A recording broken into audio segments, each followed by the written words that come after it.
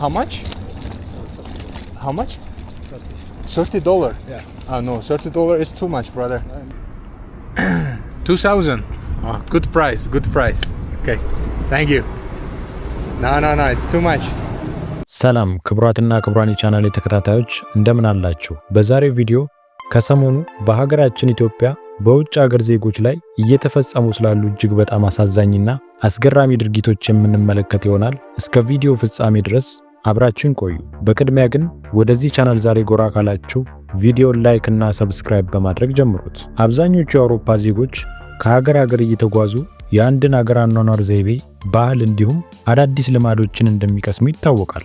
ታዲያ እነዚህ ግለሰቦች አብዛኞቹ ዩቲዩበሮች፣ ቲክቶከሮችና የሚዲያ ሰዎች በመሆናቸው በጣም ብዙ ሰዎች ጋር የመድረስ እድላቸው ከፍተኛ በመሆኑ በአንድ ሀገር ላይ በሚደርስባቸው በደልና ግፍ ለማህበራዊ ሚዲያ ሲያሰራጩት የዛች ሀገር ገጽታ በቀላሉ ይጠለሻል። በሀገራችንም የተፈጠረው ሁኔታ ይህ ነው። ብዙዎቹ ተዘርፈዋል፣ ተሰድበዋል፣ እንዲሁም እጅግ በጣም ለህሊና የሚከብድ ነገር ተፈጽሞባቸዋል። ከነዚህም መካከል እንግዲህ ዝርፊያና ስርቆት አንዱ ሲሆን እነዚህ ግለሰቦችም እጅግ በጣም ብዙ በተባሉ ሀገራቶች ላይ ዙረው ስራቸውን የሚሰሩ እንዲሁም በዛች ሀገር ላይ በሄዱበት ሀገር ወይም በሚጎበኙበት ሀገር ላይ የሚደርስባቸውን በደል፣ ግፍ እንዲሁም መልካም ነገር ጥሩ ትዝታ በቪዲዮ ቀርጸው ለዓለም የሚያሰራጩበት የትራቭል ፕሮግራም አላቸው። እጅግ በጣም የሚገርመውና የሚያሳዝነው ነገር ደግሞ ምንድነው? ልክ ኢትዮጵያ ላይ እንደደረሰባቸው ሁሉ ሌሎች ሀገራቶች ላይም እንግልት፣ ዝርፊያ እንዲሁም ወከባ የደረሰባቸው ቁጥራቸው ቀላል አይደሉም። እንደዚህ አይነት ነገሮች ሲፈጠሩ እንግዲህ ብዙ ሰዎች እንደ ቀላል ወይንም ዝም ብለው ሊያልፉት ይችላሉ። ነገር ግን ይሄ እጅግ በጣም ከባድና የሀገርን ገጽታ ሊያበላሽ የሚችል እጅግ በጣም ዘግናኝና ለአንድ ሀገር እድገት መሰረት የሆነውን የቱሪዝም እድገት የሚያበላሽና ሌሎች ግለሰቦችም በኢትዮጵያ መጥተው ወይም በእነዚህ ሀገራቶች ላይ መጥተው ያላቸውን ገንዘብ ኢንቨስት እንዳያደርጉና መጥተውም እንዳይጎበኙ እንዲሁም ሀገር ከነሱ የምታገኘውም ተጠቃሚነት እንዳይኖር የሚያደርግ እጅግ በጣም እኩይና አሳዛኝ ድርጊት እንደሆነ ይታወቃል። ለአብነት ያህልም ይህን ግለሰብ ስንመለከተው የተለያዩ የዓለም ሀገራት ላይ እየዞረ ቪዲዮዎችን እየቀረጸ የገጠመውን ነገር ለዓለም የሚያሰራጭ ግለሰብ ነው። እንዲሁም የአዲስ አበባ ጎዳናዎች ላይ እየተመላለሰ ጫማ ሊያስጠርግ ወደ አንድ ቦታ ጎራ ሲል እንመለከታለን። ከዛ በኋላም ዋጋ ሲጠይቀው ልጁ ቋንቋ አይችልም፣ ምንም ነገር አልመለሰለትም። ከዛም ይመስለኛል አንድ ፓርኪንግ የሚሰራ ልጅ መጥቶ ሁኔታውን ለመጠቀም ወይም ነጭ ስለሆነ ብቻ በቆዳ ቀለሙ ገንዘብ አለው ብቻ ብሎ በማሰብ ወደሱ ተጠግቶ ለማግባባት ይሞክራል። እጅግ በጣም የሚያሳፍር ነገር ነው የተናገረው። እንግዲህ ያለው ምንድነው? አንድ ጫማ ለማስጠረግ 2000 የኢትዮጵያ ብር ነው የጠየቀው። ይህም እጅግ በጣም የሚያሳፍርና ከስርቆትና ከዘረፋ የማይተናነስ እጅግ በጣም ለህሊናም የማይመችና የዘቀጠ ተግባር እንደሆነ ሁሉም ሰው ሊገነዘቡ ይችላል። ምክንያቱም ይህ ግለሰብ አንድ ኢትዮጵያዊ ኢትዮጵያ ውስጥ ጫማ አስጠርጎ መክፈል ያለበትን ገንዘብ ይህ የውጭ ሀገር ዜጋ ያውቀዋል። በቪዲዮ ላይም እንደተናገረው አንድ ጫማ ግፋቢል 50 ብር ወይም ደግሞ 30 ብር እንደሚጠረግ ሙሉ መረጃ አለው። እናም በመጨረሻ ሊሰጣቸው ያሰበውን ቲፕ ሁሉ ከልክሏቸው ተሰናብቷቸው ሄዶ ሌላ ቦታ እንዳጋጣሚ ሆኖ አንድ መልካም ኢትዮጵያዊ አግኝቶ በትክክለኛ ዋጋ አስጠርጎ ለዛ ግለሰብም እጅግ በጣም ብዙ የተባለ ቲፕን ሰጥቶት አመስግኖት ከሱ ጋርም ጥሩ ጊዜ አሳልፎ እንደሄደ በቪዲዮ ላይ ልንከታተል ችለናል።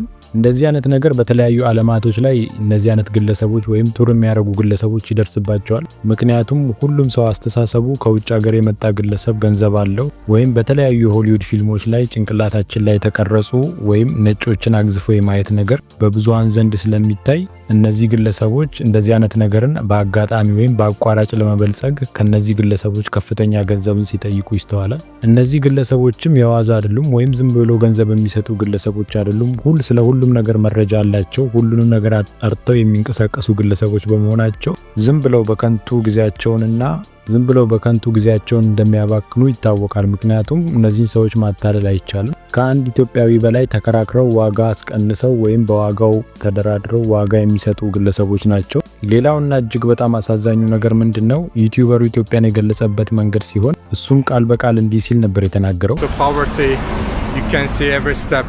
Most of the time kids are just following me asking for money and you might be asking ያው እንደሰማችሁትና እንደተከታተላችሁት እንግዲህ ይህ ግለሰብ ቃል በቃል የተናገረው ምንድነው? ኢትዮጵያ እጅግ በጣም እያደገች ያለች ሀገርና በእድገት ላይ ያለች ሀገር ስትሆን ነገር ግን በዛው ልክ እጅግ በጣም ድህነት የተንሰራፋበትና ብዙ ግለሰቦች በድህነት አረንቋ እየማቀቁ እንደሆነ የተናገረበት ሁኔታ አለ። ይህንም ሊናገርበት የቻለው ምክንያት ምንድነው? ህፃናቶች ብዙዎቹ እየተከተሉት ገንዘብ እንደሚጠይቁት በቪዲዮ ላይ ተናግሯል። እሱም ቃል በቃል ያለው ምንድነው? ለነዚህ ህፃናቶች ለአንድ ሰው ገንዘብ እንኳን ብሰጥ ሁሉም ህፃናቶች ይከቡኝና ገንዘብ ይጠይቁኛል። ሮጬ ከነሱ ማምለጥ አልችልም። ለሁሉም ደግሞ ገንዘብ ብሰጥ ወደ ሆቴል እንኳን ተመልሼ የምገባበት ገንዘብ አላገኝም ነበር ያለው። ይህም ኢትዮጵያን የገለጸበት መንገድ እጅግ በጣም የሚያሳፍርና ሁሉም ችግረኛ እንደሆነና ብዙዎቹ በችግር ላይ ያሉና ሁሉም ገንዘብ የሚፈልጉ እንደሆነ የገለጸበት መንገድ እጅግ በጣም የሚያሳዝንና የሀገራችንን ገጽታም የሚያጠለሽ ነገር ሆኖ እናገኘዋለን። ህፃናቶች እንግዲህ ነጭ ሲያዩ ወይም ከሌላ ሀገር የመጣ ግለሰብ ሲያዩ ገንዘብ መጠየቃቸው የተለመደ ነው። እያንዳንዱ ኢትዮጵያዊ በእንደዚህ አይነት ነገር አልፈዋል። በልጅነታችን ከውጭ ሀገር የመጡ ዜጎችን በቆዳ ቀለማቸው ነጭ የሆኑ ግለሰቦችን ስናይ በልጅነታችን ሁላችንም ገንዘብ እንደምንጠይቃቸው የታወቀ ነው። ይህም የተለመደ የሆነበት ምክንያት ምንድነው?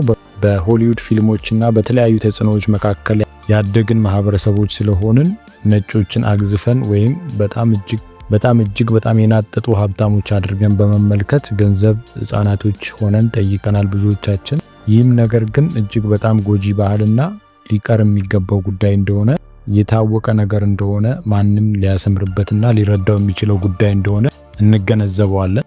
ይብዛም ይነስም እንግዲህ በዛው ልክ ሐቀኞችና ተመስግነውም ተጨማሪ ቲፕ የተሰጣቸው ደጋግ ኢትዮጵያውያን ብዙዎች ናቸው። እነዚህ ግለሰቦችም እንግዲህ ለህሊናቸው በማደራቸው ወይም ትክክለኛ ነገር በመስራታቸው ተጨማሪ ገንዘብን ሳይጠይቁ ወይንም በትክክለኛው ዋጋ ለኢትዮጵያውያን በሚሰሩበት ዋጋ ለነዚህ ግለሰቦች ሰርቪስን በመስጠታቸው እጅግ በጣም ቁጥሩ ከፍ ያለና ብዙ ገንዘብን ቲፕ ሰጥቷቸው እየሄደ እንዲሁም እያመሰገናቸው ከነሱ ጋር መልካም ጊዜን አሳልፎ የተለያየበት አጋጣሚ እጅግ በጣም ብዙ ነው።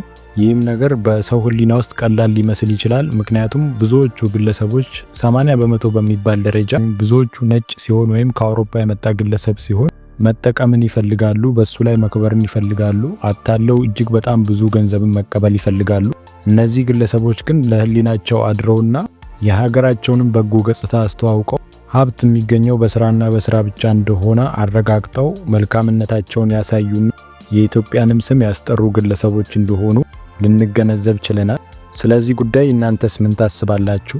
መልካምነት ሲባል እንግዲህ ለታይታ ብቻ ሳይሆን ምር ከፈጣሪ ለህሊናም ጭምር ከፈጣሪ ዘንድም ትልቅ ቦታ የሚያሰጠንና ወደፊትም መልካም ነገርን የሚያስገኝልን እጅግ በጣም ትልቅ ተግባር ነው። ስለዚህ አብዛኞቹ ግለሰቦች እንደዚህ አይነት ነገርን ቢለማመዱና መልካምነትን ቢያሳዩ እጅግ በጣም ጠቃሚና ለሀገር እድገትም እጅግ በጣም ወሳኝ። እነዚህን ግለሰቦችም አይተው ሌሎች ኢትዮጵያን ለመጎብኘት ወይንም የቱሪዝም እድገቱ እንዲያድግና ሀገራችንም እንድትበለጽግ የተለያዩ የዓለም ሀገራትም ስለ ኢትዮጵያ መልካም ስምና አቋም እንዲኖራቸው ማድረግ እጅግ በጣም ተገቢ ነው። ምክንያቱም እነዚህ ግለሰቦች ሁሉ ተዋረዱ እንጂ እነሱ የጠየቁትን ገንዘብ ይህ ዩቲዩበር ሊሰጣቸው አልቻለም። ከሱ ይልቅ ደግሞ ውርደትን ተከናንበውና ተቀርጸው ፊታቸው አደባባይ ላይ ወጥቶ 5 ሳንቲም ሳያገኙ ተስቆባቸው ለሚዲያ ወይም ለተለያዩ የዓለም ህዝብ የተጋለጡ ግለሰቦች ናቸው። ስለዚህ ምንም በማያገኙበት ሁኔታና ራሳቸው ብልጣብልጥ ሆነው ሌላውን አሞኝተው ሊጠቀሙበት የሄዱበት ርቀት እጅግ በጣም የሚያሳዝንና ተገቢ ያልሆነ ተግባር እንደሆነ ማንም ግለሰብ ሊገነዘበው ይገባል። በዚህ ጉዳይ እናንተስ ምን ታስባላችሁ? ሀሳብ አስተያየቶቻችሁን በኮመንት አጋሩኝ። ጊዜ ሰጣችሁ ስለተከታተላችሁኝ እጅግ አድርጌ ከልቤ አመሰግናችኋለሁ። ወደዚህ ቻናል ዛሬ ጎራ ያላችሁ ቪዲዮውን ላይክ እና ሰብስክራይብ በማድረግ ሌሎች የመለቃቸው ተጨማሪ ቪዲዮዎች እንዲደርሷችሁ የደውል ምልክቷን ይጫኑ። መልካም ቀን።